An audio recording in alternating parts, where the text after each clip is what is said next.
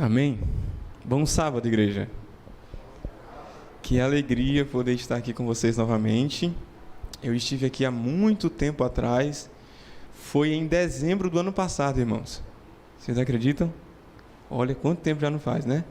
A gente esteve aqui numa tarde com a Maiara. Não sei quantos assistiram aí pela transmissão, né? Mas nós estivemos aqui, foi muito bom. E depois desse tempo todo sem ver vocês, eu resolvi voltar. Amém? Sempre que eu venho aqui, eu preciso dizer que esse é o lugar onde eu me sinto melhor. Assim, depois da minha igreja, essa é a minha segunda igreja, viu? Temos aqui muitos amigos, muitas pessoas queridas demais. O Freire, nosso vizinho ali, né? Tia Ângela, que está ali atrás. Lá, passamos bons tempos no avanço, né, tia? Enfim, tantos outros. Quando eu cheguei ali na porta, eu tive uma notícia muito boa, que o almoço hoje é na casa do Edmilson. Confirmou lá, ó. E aí a gente fica mais feliz assim, né? Quando a gente vem na igreja, o pessoal chama para comer e tal. Mas que bom que você está aqui nessa manhã. Que bom que nós nos encontramos para termos essa experiência com Deus. O Tiago já nos falou, né? Que hoje é o sábado de mordomia. E mordomia, quando fala em mordomia para adventistas, o pessoal já fica assim um pouco e tal, e se contorce no banco. Porque a gente já pensa que sabe de tudo sobre mordomia, né?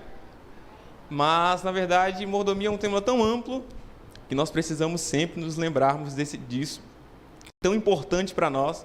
E é por isso que a nossa igreja separa um sábado por mês para que nós voltemos a esse assunto, para que nós voltemos a essa temática, para que possamos nos encontrar e reafirmarmos aquilo que nós já acreditamos e descobrirmos coisas novas e continuarmos a sermos mordomos fiéis do Senhor. Nós estamos transmitindo ao vivo, né? Essa aqui, né? Você que está em casa, muito obrigado por estar aqui conosco, por estar aí, na verdade, mas está nos assistindo. Que o Senhor possa lhe abraçar aí também e que nós possamos passar aqui momentos de louvor, de adoração e de reflexão na palavra. Queria convidar você a abrir sua Bíblia no livro de Deuteronômio, no capítulo 6.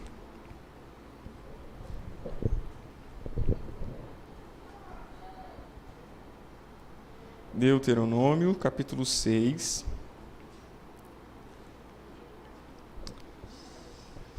E o versículo é o 4.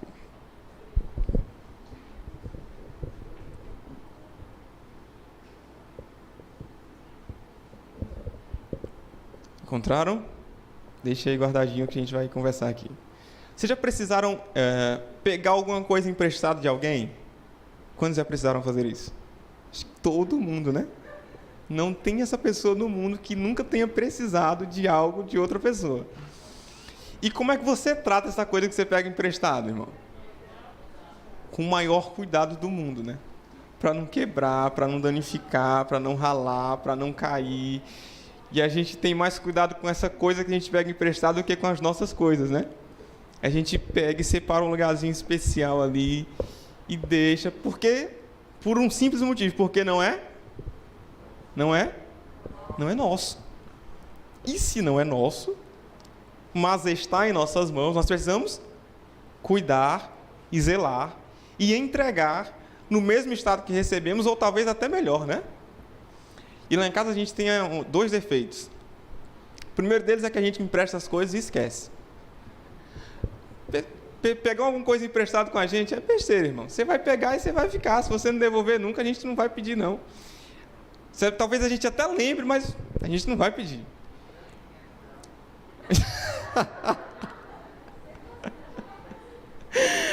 A gente pode conversar, Edmilson, aí. Assinando termos aí, né? Contratos e tal. Com a igreja toda de testemunha. Mas, assim, a gente tem esse defeito. E se a gente precisa daquela coisa que a gente emprestou, a gente faz o máximo para não pegar emprestado. O Edmilson já continua. Vai aumentar para 1000 agora, né? A gente faz um esforço danado. Eu lembro que a gente tem se não me engano, uma cama, né? Emprestada há muito tempo. E aí, no final do ano, a gente precisou de um lugar para dormir. A gente lembrou, tem a cama. Não, mas não vamos pedir não, né? Vai que não esteja precisando. E a gente não pediu.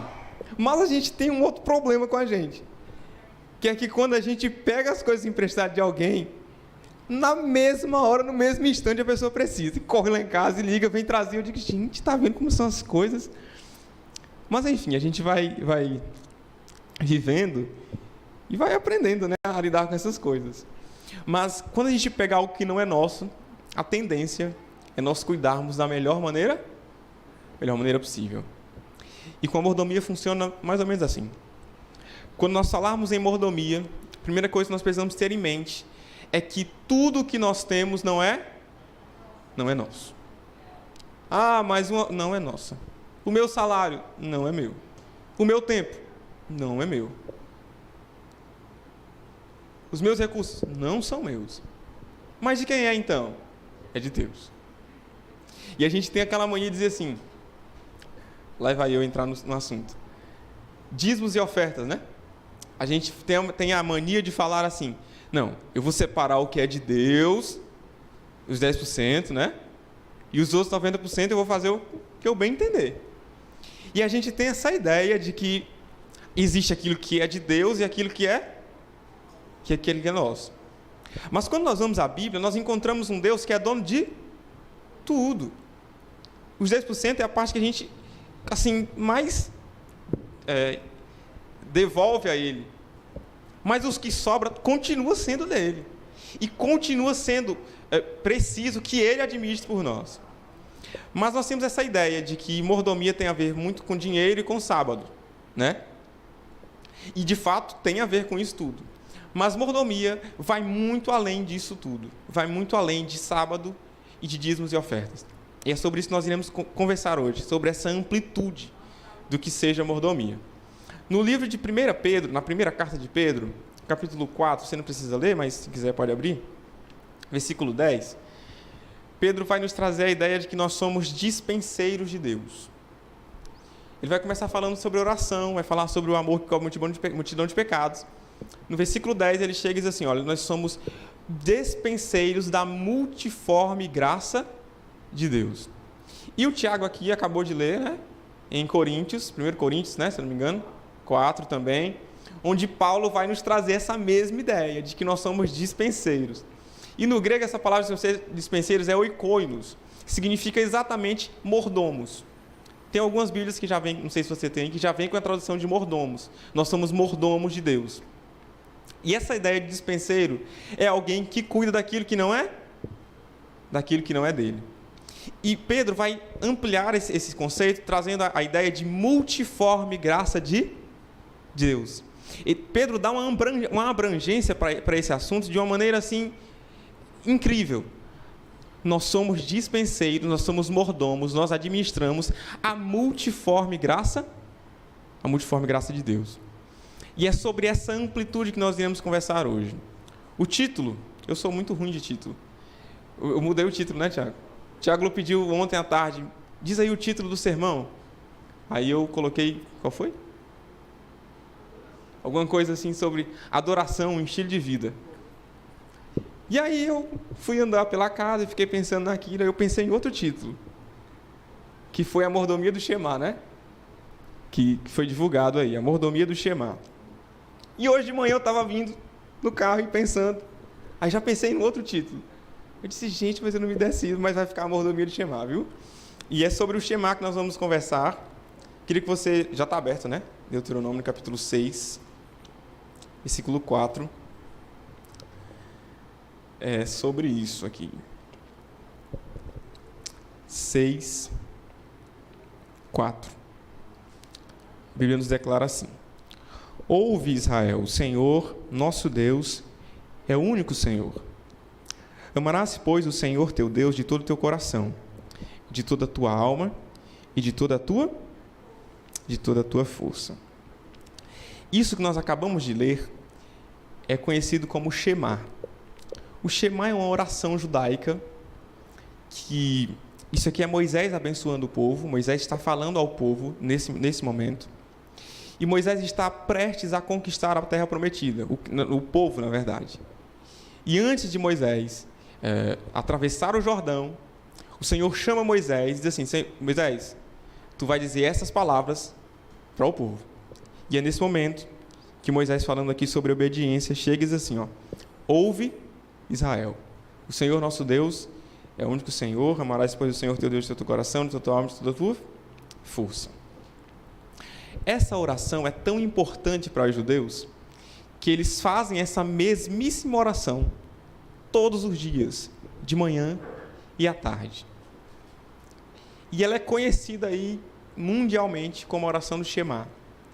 Porque há nesses 2 versículos aqui, simples e pequenos, poderosíssimas verdades, tanto para o povo judeu quanto para nós. Inclusive, há nesses 2 versos a base do que é a mordomia cristã, a base do que é ser dispenseiro de Deus, a base do que é ser um mordomo, do que é ser um administrador daquilo que não é nosso, mas daquilo que Deus tão bondosamente nos concede para que nós administremos. E nós iremos esmiuçar isso aqui rapidamente. E o texto começa dizendo, ouve, o que é que diz aí no seu? Ouve, Israel. Moisés, antes de começar a falar tudo, ele chama o povo e diz assim, ouve. Você precisa ouvir. E ouvir é um imperativo, né? É um mandato. Ouve, Israel. Tudo aquilo que você já ouviu falar sobre Deus, guarda isso aí. Mas preste atenção no que eu vou falar agora. Para e ouve. E isso dá todo o tom do que vai acontecer depois. Porque Moisés chama a atenção do povo para que, reafirmando mais uma vez, de que aquilo que ele vai dizer é de fato muito importante. Ouça, Israel. Continua dizendo, o Senhor nosso Deus é o único... É o único que, irmãos? Agora sim. O Senhor nosso Deus é o único Senhor. Você lembra que Israel tinha uma tendência muito idólatra, né? Israel passou muito tempo sob o jugo do Egito, e no Egito havia aquela imensidão de deuses, né? Aquela infinidade de deuses. Deuses para tudo enquanto você imaginasse. E querendo ou não, o povo foi se habituando com aquilo, a ter muitos deuses, a ter um Deus para cada coisa, a fazer de tudo um Deus. Tanto é que Moisés, lembra do episódio que Moisés sobe ao monte para conversar com Deus, e quando ele volta, o que é que tem lá? Um bezerro de ouro. Por que isso? Porque o povo tinha essa necessidade de adorar. E na ausência, entre aspas, de Deus, o povo precisou confeccionar um Deus. E pensaram lá num bezerro, e aí, portanto, fizeram o bezerro e começaram a adorar o bezerro. Você conhece a história. Por quê? Porque Israel tinha essa tendência idólatra. Tinha essa tendência de fazer de tudo um Deus, ou de ter a visão de um Deus a quem eles pudessem adorar. Lembra que no Egito eles conseguiam visualizar os deuses? Os desenhos lá, o rapaz com cara de cavalo, que eu não sei falar muito sobre essas coisas, mas você lembra, né? E o povo egípcio via o Deus que adorava. Israel não via. E o que Israel tinha era Moisés como porta-voz. Quem via a sarça ardente era Moisés, não era o povo. E por isso que o povo tinha essa tendência tão grande em ser idólatra. Outra coisa, as nações vizinhas todas tinham muitos deuses, né? Então imagina, se todo mundo está adorando vários deuses, por que só Israel precisava de um? Se fôssemos aí fazer a comparação, quem tinha mais chance de ganhar uma batalha? Quem tinha um deus ou quem tinha 15? Quem tinha 15, né? Assim você está me entendendo, né? E por isso que Israel tinha essa tendência de ter essa ideia idólatra. E é por isso que Moisés, no início do Shema, ele chama a atenção do povo para dizer que o nosso Deus é o único Senhor. Quando Moisés fala isso, Moisés reafirma a identidade daquele povo. Moisés está dizendo assim, olha, vocês só têm um Deus. O que os outros falam, o que os outros acreditam como sendo Deus, esqueçam isso. Vocês só têm um Deus. E quantas vezes nós também somos tentados a acreditar em outras coisas além de Deus? Quantas vezes na nossa vida nós somos, assim, assediados para depositarmos a nossa confiança em outras coisas além de Deus? E a gente começa a confiar demais no nosso emprego. E o nosso trabalho, a nossa carteira assinada passa a ser aí a nossa maior conquista. E a gente luta por aquilo com unhas e dentes e protege, porque a gente entende que se a gente ficar sem trabalho, a gente fica sem dinheiro. Se a gente ficar sem dinheiro, a gente fica sem comida. Não é mais ou menos assim? E a gente luta para proteger isso de uma tal maneira que isso passa a ser o nosso Deus, que isso passa a ditar as regras da nossa vida. E a gente passa a controlar toda a nossa vida através da óptica do trabalho. Quando é o trabalho, a gente passa a priorizar demais a família. E a família é importante, irmãos. Eu não estou dizendo aqui que a família não tem valor, não. Mas a gente, às vezes, passa a ter a família como nosso Deus. E eu vou um pouquinho mais além. Às vezes nós somos assediados a ter a igreja como nosso Deus. Idolatria tem a ver com tudo aquilo que toma a atenção de Deus no nosso lugar. Podem ser pessoas, podem ser relações, podem ser momentos, inclusive a igreja. Isso é muito sério. Porque nós temos a tendência de ver a igreja como o nosso Deus, enquanto na verdade não é. O que tem roubado a sua atenção durante esses dias? O que foi que roubou a sua atenção no ano 2020? De que maneira você tem pautado a sua vida nessas resoluções que você tomou aí para esse novo ano? A primeira lição grandiosa que nós precisamos entender hoje, assim como Moisés falou ao povo, é que nós só temos um único Senhor. E esse Senhor é Deus. E tudo aquilo que passe disso, e tudo aquilo que ocupe o lugar dele no nosso coração, vai ser consequentemente um ídolo. E se for um ídolo, vai roubar a nossa adoração. O ser humano foi feito para adorar. Nós temos essa necessidade no nosso coração. Nós precisamos adorar alguma coisa.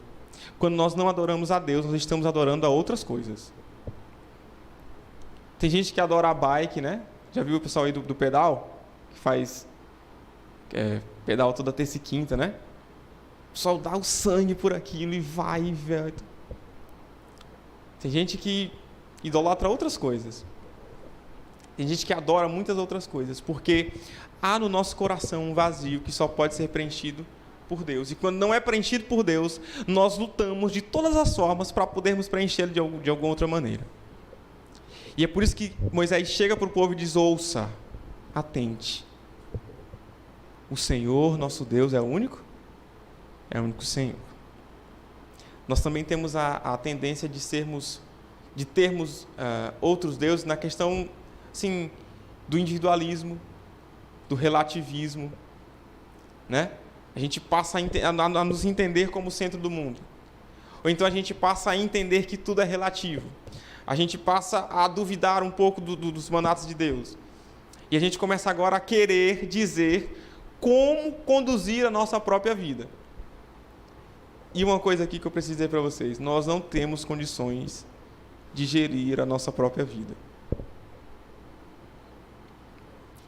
A gente não consegue escolher uma roupa para vir para a igreja, irmão. A gente abre o guarda-roupa, né? Quem tem muitas roupas, quem tem um leque maior de opções, né, Marcelo? Quem não tem muito o que o que escolher. Mas a gente não consegue escolher nenhuma roupa. A gente abre a roupa e fica, é isso aqui e tal. A gente não tem condições. E quantas vezes nós temos sofrido muito porque nós estamos querendo ser senhor de nós mesmos. Nós estamos querendo conduzir a nossa própria vida, esquecendo da condição de Deus. Nós precisamos voltar a entender que nós só temos um Deus, que Ele é o único Senhor e que Ele precisa ser o Senhor da nossa vida. Não porque Ele precisa de nós, não, mas porque nós precisamos dele. E continua. No versículo 5. Amarás, pois, o Senhor teu Deus de todo o teu coração, de toda a tua alma, de toda a tua força. O Shema inicia nos lembrando da soberania de Deus, da grandiosidade de Deus sobre tudo e todos. O Senhor nosso Deus é o único Senhor. E quando Moisés diz isso, o povo para e agora começa a lembrar lá do Egito. E lembra aí do primeiro mandamento, que é o primeiro mandamento: não terás outros deuses diante de mim, né? E o povo já começa a se situar nessa ideia de que só existe um Deus e que talvez eles estivessem buscando forças em outras coisas que não eram Deus. E Moisés chega e diz: é o único Senhor. Acabou. Mas Moisés não para por aí. Moisés diz como nós devemos proceder diante dessa soberania, diante do senhorio de Cristo, diante da grandiosidade de Deus. De que maneira nós precisamos proceder? Moisés continua no capítulo 5 dizendo: amarás. O amor é o fundamento da entrega a Deus, da nossa entrega a Ele. O amor é o fundamento para que nós possamos entender de que Deus é o Senhor de tudo e de todos, e que nós precisamos reconhecê-lo como Deus. Não existe outra forma de reconhecermos o Senhor a não ser pelo amor. Amarás, pois, o Senhor teu Deus. E ele diz a forma que nós precisamos amar. Ele não diz só ame o Senhor. Ele diz assim, amem o Senhor de todo o quê? De todo o teu coração, de toda a tua alma, de toda a tua... Isso é entrega total. É uma fidelidade completa. Você percebe que aqui não existe meios termos? Não existe para onde você fugir para não amar a Deus e para não reconhecê-lo como Senhor. É uma entrega completa. É uma rendição total àquele que é único, àquele que é Senhor. De todo o teu coração. Coração, nesse termo, nesse texto, tem a ver com o aceno das nossas emoções. Tem a ver com os nossos pensamentos. Melhorou agora, né? Com os nossos pensamentos. Tem a ver com os nossos desejos. Tem a ver com aquilo que a gente acredita e com aquilo que a gente deixa de acreditar. E é por isso que Moisés chega e diz: amem o Senhor, seu Deus, de todo o seu coração. Sabe a sua vontade? O seu desejo? Precisa estar rendido ao Senhor. Lembra que em Mateus, versículo 6, versículo 33, se não me engano, diz assim: buscai, pois, em primeiro lugar o reino de Deus e a sua justiça, todas as coisas serão acrescentadas. Lembra disso? Porque quando nós buscamos em primeiro lugar o reino de Deus em nosso coração, as outras coisas não ficam apagadas. C.S. Lewis, um escritor cristão, vai dizer que quando nós amamos Deus em primeiro lugar, as outras coisas não são esquecidas. Pelo contrário, elas são realçadas no amor de Deus. Porque é quando nós amamos Deus e é quando nós buscamos o seu reino em primeiro lugar que nós temos condições de amar corretamente as outras coisas. Você consegue entender? Enquanto o meu amor está sendo dirigido para essa caixa de som, eu não vou ter condições de amar esse banco. Porque eu ainda não entendi muita coisa sobre o amor. Mas quando eu passo a entender o amor entre eu e Deus, em buscar em primeiro lugar na minha vida o reino de Deus, as outras coisas assumem o seu lugar e elas são realçadas por mim. Porque eu já entendi o que é amor, eu já entendi o que é que precisa vir primeiro. E quando eu tenho esse senso de prioridade, eu consigo amar e cuidar das outras coisas da melhor maneira possível. E é por isso que quando a gente vai precisar fazer alguma escolha, tipo esposa, né? Ou então esposo, ou namorada, ou namorado, o que é que os irmãos dizem pra gente? Olha, você tem que procurar uma moça, um rapaz que ame mais a Deus do que a você, né?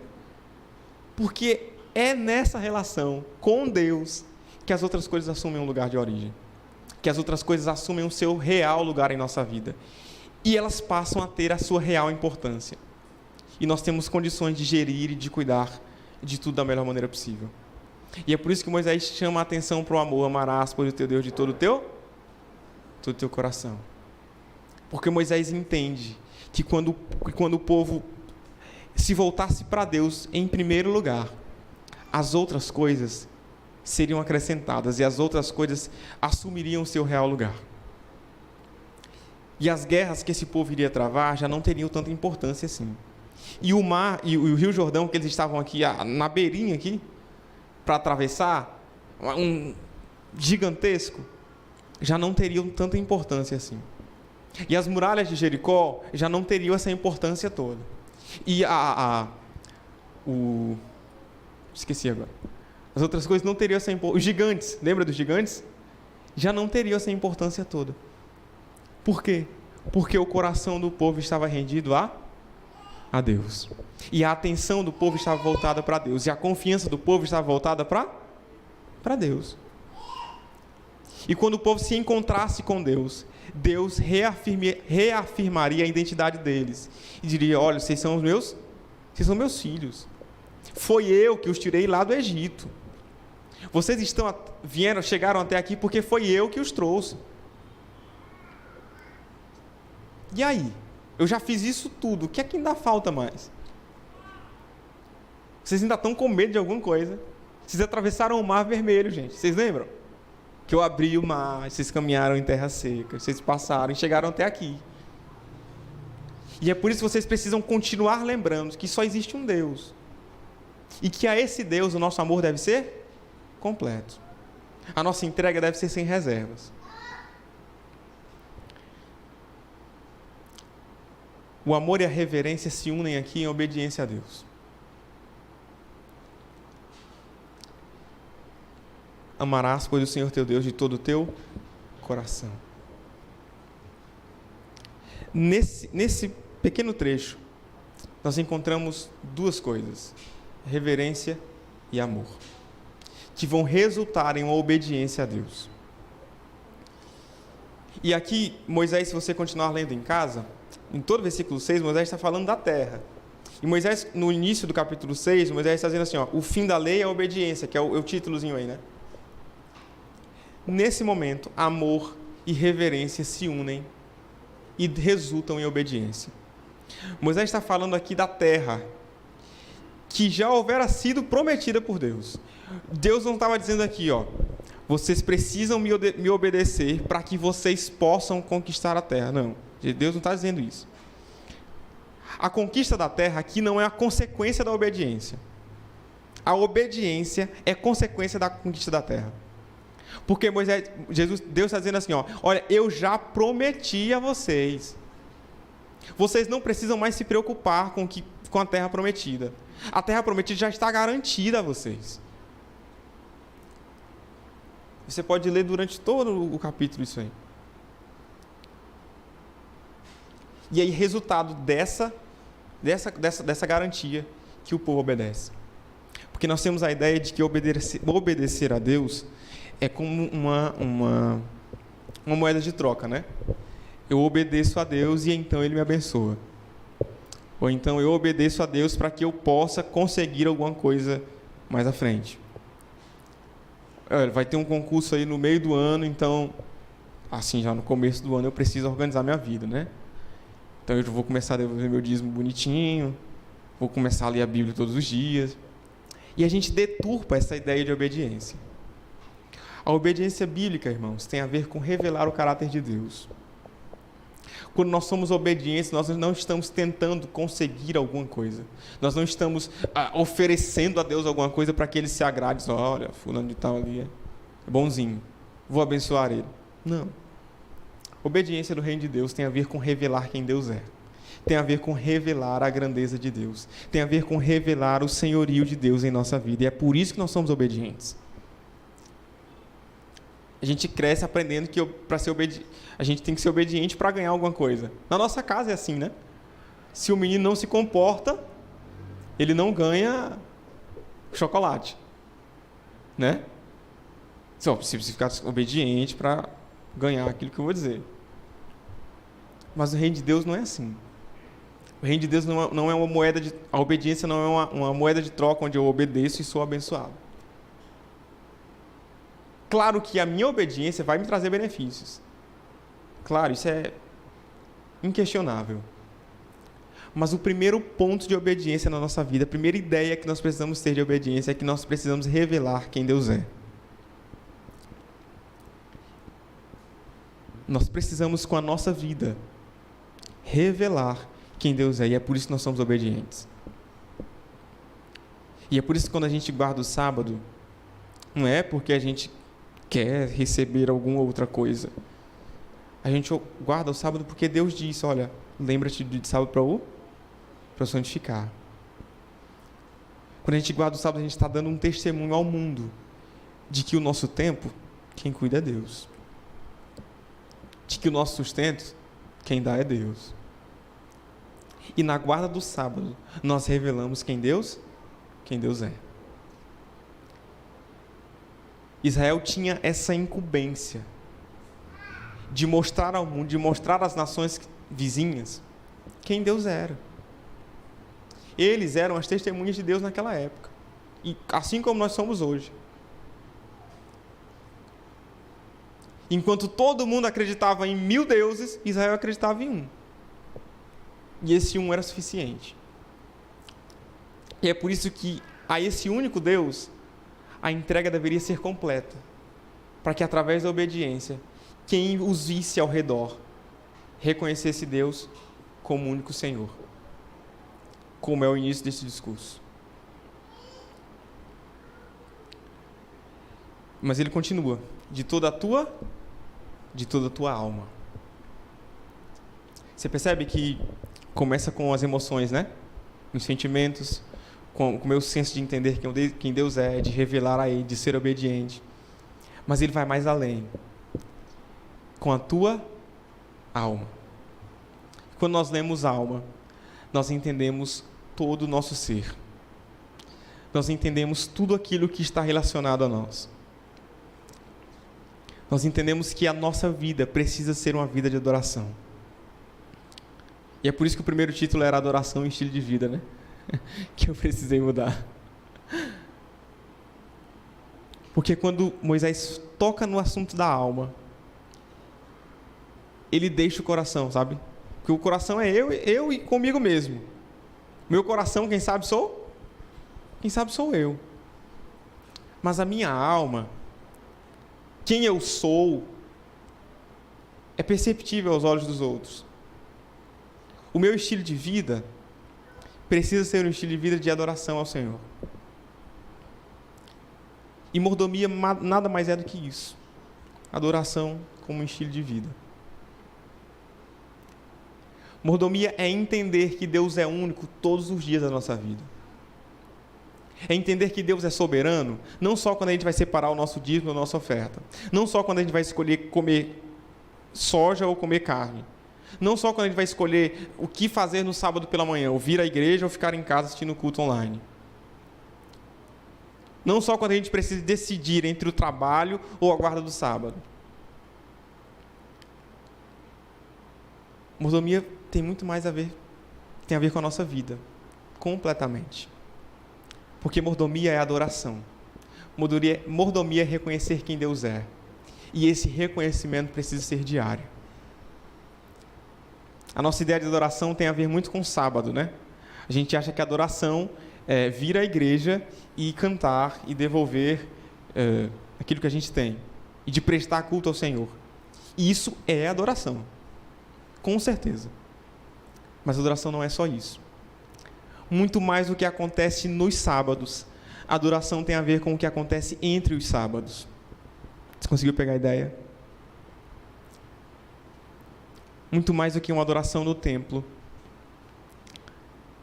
Nós precisamos viver uma adoração diária. E domingo, quando eu acordo, eu estou adorando. E na segunda-feira, eu estou adorando. E terça, e quinta, e sexta, e sábado, eu estou adorando. E é por isso que eu venho à casa de Deus. Porque aqui eu celebro a adoração que eu tive durante a semana. Porque aqui eu não sou apenas um espectador, aqui eu sou um adorador. E aqui eu não venho para receber, eu venho para entregar. Mas o que é que eu entrego se eu não tenho? Você passa uma semana toda esquecendo de Deus. Aí no sábado quer chegar aqui e entregar o quê, amigo? Mordomia é adoração como um estilo de vida. E a adoração tem a ver com a nossa vida. Todos os dias. Em todos os momentos. Porque nós somos dispenseiros da multiforme graça? Da multiforme graça de Deus. E tudo aquilo que chega às nossas mãos, todas as pessoas com quem nós temos contato, tudo pertence a Deus. E em todos os momentos nós precisamos testemunhar de quem Deus é. E é por isso que nós precisamos amá-lo com o nosso coração.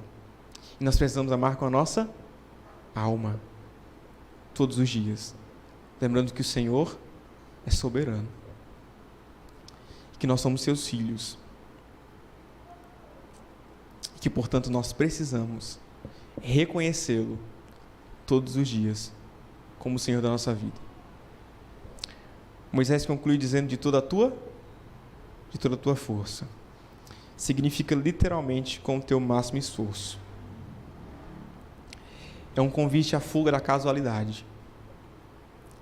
Quando Moisés conclui esse pensamento, ele está dizendo, olha, vocês precisam buscar a Deus não só quando vocês estiverem às margens do Rio Jordão.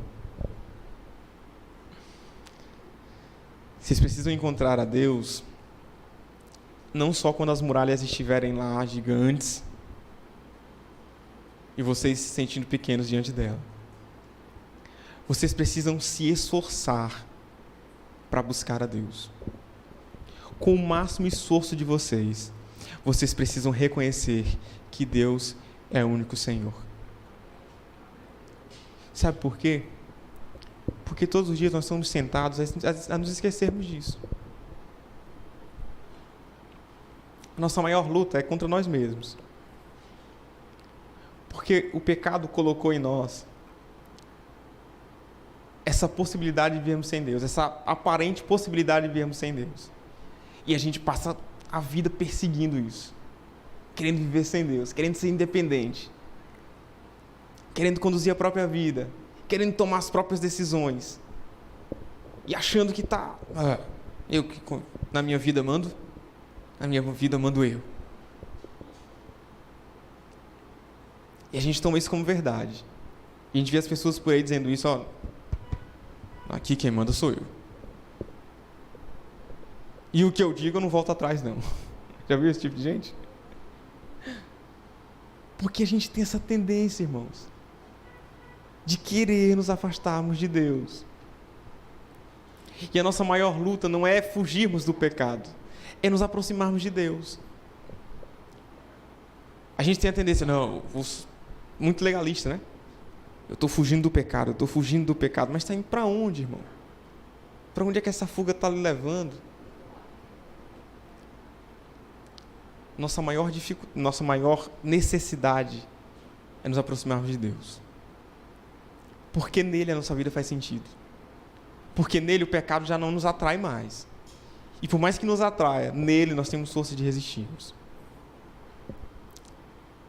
E é por isso que buscar a Deus e reconhecê-lo como o Senhor da nossa vida precisa ser um esforço diário. Precisa ser uma decisão de todos os dias. E é por isso que Moisés faz esse convite. Para que nós deixemos essa história de buscar a Deus quando precisarmos, ou buscarmos a Deus quando sentirmos que precisamos dele. Não. Já reparou que a gente tem muito essa ideia de sentir? Mas eu não estou sentindo Deus comigo. Mas eu não sinto que... mas eu não sinto. No reino de Deus, o sentimento é até importante. Mas ele não é a primeira prioridade. Ele não é a primeira coisa a ser buscada. No reino de Deus, o que nós precisamos é entender que Ele está conosco. E se eu estou sentindo ou não, isso é um outro ponto. Mas essa certeza precisa ser alimentada no nosso coração. Moisés chama o povo, reúne o povo e diz assim: olha, vocês precisam amar a Deus, porque Ele é o único Senhor, porque não há para onde correr, porque não existe uma outra possibilidade se não for Deus. Vocês precisam se consagrar ao Senhor todos os dias. Vocês precisam buscá-lo todos os dias. E quando vocês estiverem caminhando, e é isso que no versículo 6 vai dizer, essas palavras que hoje te ordeno estarão no teu coração. E ele traz aqui um compromisso com as novas gerações, né? E os filhos de vocês precisam ensinar. Vocês precisam inculcar na mente deles. Quando vocês estiverem caminhando, vocês vão estar falando essas palavras. Quando vocês estiverem almoçando, vocês vão estar falando essas palavras. E é por isso que essa oração é tão importante para os judeus. Por isso que todos os dias eles relembram essa oração. De manhã e à tarde eles dizem: ouve Israel, o Senhor nosso Deus é o único Senhor. Nós estamos no início de um novo ano. E nós costumamos tomar muitas decisões, né? Sobre quem nós queremos ser, o que nós queremos mudar, o que nós almejamos para um novo ano. E é nesse momento que nós precisamos reorganizarmos as nossas prioridades. Nós estamos aí no início, né? Primeiro mês ainda. E temos 11 pela frente. Que espaço Deus tem ocupado no seu coração? Que espaço Ele ocupou em 2020? Que lugar? Em que momento você teve um encontro com Ele? Em que momento você o reconheceu como o Senhor da sua vida? O Shema é a revelação de quem Deus é e do que Ele precisa representar a mim. É a lembrança de que Deus tem interesse em uma adoração total, pessoal, diária, completa e genuína. O Shema é o código de conduta de todo verdadeiro mordomo. Porque quando nós entendemos isso aqui, irmãos, aqueles 5 pilares da mordomia assumem um novo papel na nossa vida. Nós passamos a ver essas outras coisas com a importância que elas realmente têm. E a gente passa a entender que quando a gente devolve o dízimo, a nossa vida não é porque a gente quer ser abençoado, não é porque a gente está passando muita necessidade, precisa devolver para Deus lembrar da gente. Não. Quando a gente entende isso aqui, a gente começa a entender que Deus nem precisa do nosso dízimo. Que Deus nem precisa do nosso dinheiro. Quem é o tesoureiro aqui? Não está, né? Ainda bem que se eu me ouvisse dizendo um negócio desse, ele me pegava lá fora. Porque quando a gente entende isso aqui, irmãos, que mordomia tem a ver com o estilo de vida, a gente entende que Deus não precisa mais do nosso dinheiro, não. Que Ele não depende disso. Mas isso não nos faz com que deixemos de dizimar. Pelo contrário, isso nos dá um real motivo, isso aumenta a nossa necessidade de querermos adorá-lo com os nossos recursos. Quando nós entendemos quem Deus é e aquilo que Ele precisa representar para nós, todas as outras coisas da nossa vida são realçadas. E nós começamos a fazer e a praticar essas coisas não por medo, ou por barganha, ou por, vou devolver aqui, mas a gente começa a entender o real significado disso. De que eu preciso entregar tudo. E nós temos até um jargão, né? Tudo de mim, resposta ao tudo de Deus. Em que nível, se é que nós podemos dizer essa palavra, está a nossa adoração? Está a nossa entrega? De que maneira nós temos sido dispenseiros de Deus? De que maneira nós temos sido mordomos daquilo que Ele nos concede?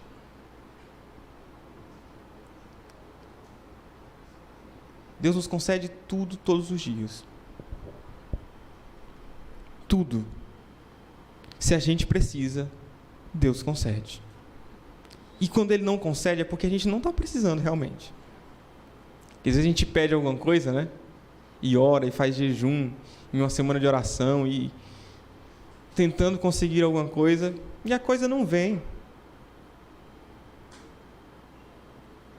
Isso não significa que Deus não está nos ouvindo. Significa apenas que nós não estamos precisando. Porque aquilo que a gente precisa, Deus concede. E nós precisamos ter isso muito, muito claro na nossa mente. De que o que a gente precisa, Deus concede. De que o que vem até nós não é nosso. Nós somos apenas administradores, mordomos, dispenseiros. Nós podemos ir na dispensa de Deus e escolher o que é que tem lá. O que é que a gente está precisando aqui? É graça que eu preciso? Tem. É perdão? Tem também. É recurso? Tem também. Confiança em Deus? Tem também. O Shema nos lembra e precisa nos lembrar de que Deus é único, de que Ele é soberano em nossa vida e que nós precisamos amá-lo com o nosso coração, com a nossa alma e com o nosso máximo esforço, porque certamente nós seremos tentados a nos esquecermos de Deus. Certamente nós seremos tentados a encontrarmos em outras coisas, ou pelo menos a procurarmos em outras coisas, aquilo que nós só encontramos em Deus. Porque certamente em alguns momentos da nossa vida vai ser irresistível não fugir dele. Sabe aquele momento que você vai olhar assim e dizer, não dá para ficar com Deus agora não. Tem uma coisa melhor ali para mim. Melhor, né? Aparentemente melhor. E é nesses momentos que nós precisamos nos portar como verdadeiros mordomos, como verdadeiros adoradores de Deus. Entendendo que por mais que as situações nos assediem para fugirmos dele, ou para não cumprirmos aquilo que ele nos pede, nós precisamos continuar firmes, porque ele é único, porque ele é soberano, e porque ele entende o que vai na nossa vida. Que espaço, irmãos, que espaço a adoração completa tem tido na sua vida, tem tido no seu coração? Será que nós estamos adorando assim parcialmente? Será que nós estamos adorando apenas nos sábados ou domingos? Ou será que a adoração tem sido realmente o nosso estilo de vida?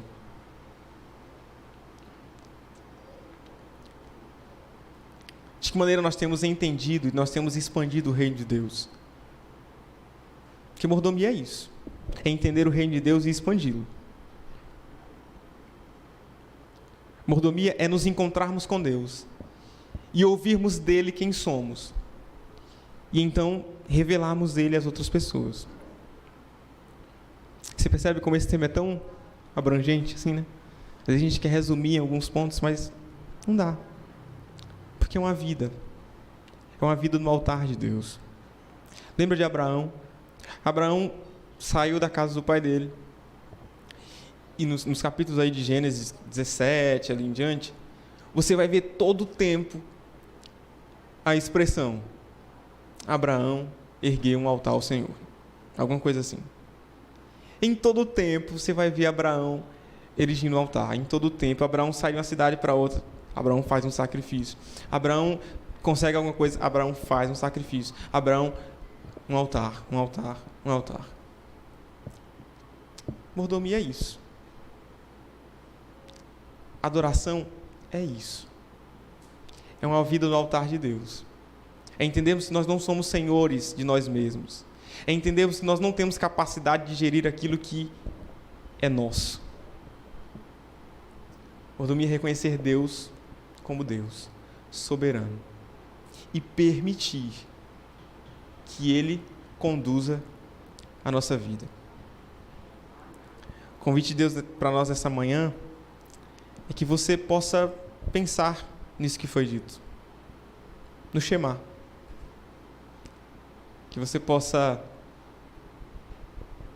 raciocinar um pouquinho sobre isso, sobre essa entrega total, sobre essa entrega voluntária, sobre essa entrega sem reservas ao Senhor. Porque entendendo isso, a nossa vida passa a ter uma nova direção. E ela passa a ser conduzida agora por Deus e não por nós. Quando Deus tirar alguma coisa, nós vamos estar tranquilos. E quando Deus nos conceder alguma coisa, nós vamos continuar tranquilos. Porque nós já entendemos que Deus é soberano. E que Ele é que está conduzindo a nossa vida. A Regina vai cantar uma música agora.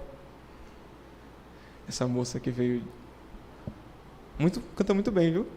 Chame outras vezes. Ela vai cantar uma canção agora. Que você possa meditar nessas palavras. Que você possa entender assim... Senhor, e aí? O que é que eu estou fazendo da minha vida? Você possa pedir a Ele condições de reconhecê-lo como Senhor, como soberano na sua vida. Amém.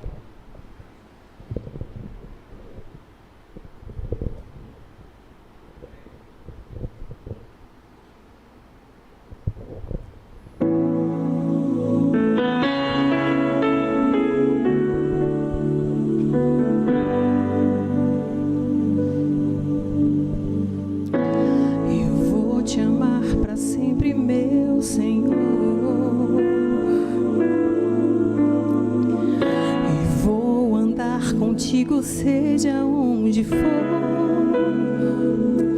no mais alto monte estarei, no vale mais profundo irei. Onde for, Senhor, te seguirei. Nesse andar contigo eu ouço sim. É verdade que às vezes ouço não, mas se o Senhor me diz sim ou não, eu não desisto, não abro mão. Nada vai me separar de Deus, é despojar tudo que sou, é ser bem muito mais que ter. Se a gente entrega o coração, a gente entrega pra valer. É ter a vida no altar e ver a chama acender, e cada dia mais e mais saber que é tempo de crescer.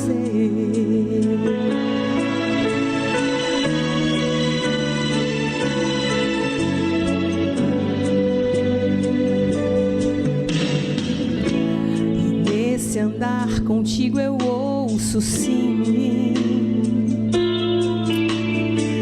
mas é verdade que às vezes ouço não. Mas se você me diz sim ou não, eu não desisto, não abro mão. Nada vai me separar de ti. Despojar tudo que sou, é ser bem muito mais que ter. Se a gente entrega o coração, a gente entrega pra valer. É ter a vida no altar e ver a chama acender, e cada dia mais e mais saber que é tempo de crescer.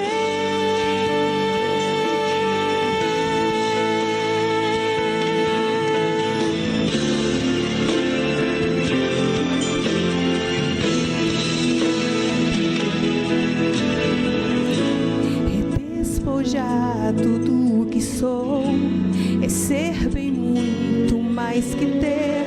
Se a gente entrega o coração, a gente entrega pra valer. É ter a vida no altar e ver a chama acender, mais e mais, saber que é tempo de crescer.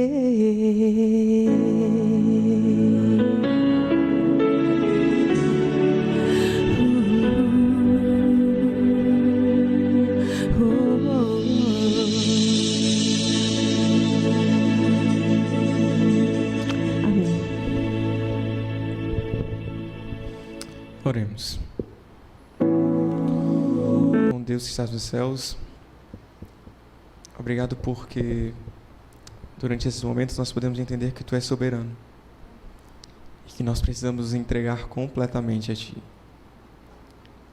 Sabemos que é difícil, que é complicado, mas que inclusive essa possibilidade de nos entregarmos a Ti vem de Ti. E é por isso que nós clamamos agora. Que o Senhor possa inundar o nosso coração e nossa mente com a certeza de que Tu és Deus e de que Tu precisa conduzir a nossa vida. Que Tu possa colocar em nós o desejo de Te buscarmos e o desejo de Te reconhecermos como Deus. Que nós possamos entregar o controle das nossas decisões, das nossas ações em Tuas mãos. Possamos tão somente confiar que Tu irá nos conceder o melhor. O ano está só começando, Senhor. Muitas coisas ainda precisam acontecer. Mas, por enquanto, o nosso desejo é apenas esse. Que o Senhor coloque em nós o desejo de Te reconhecermos como Senhor de nossas vidas. Que nós possamos nos entregar a Ti todos os dias. Que nós possamos ser verdadeiros adoradores, não só aos sábados, mas, sobretudo, entre os sábados. Que nossa vida possa estar no Teu altar.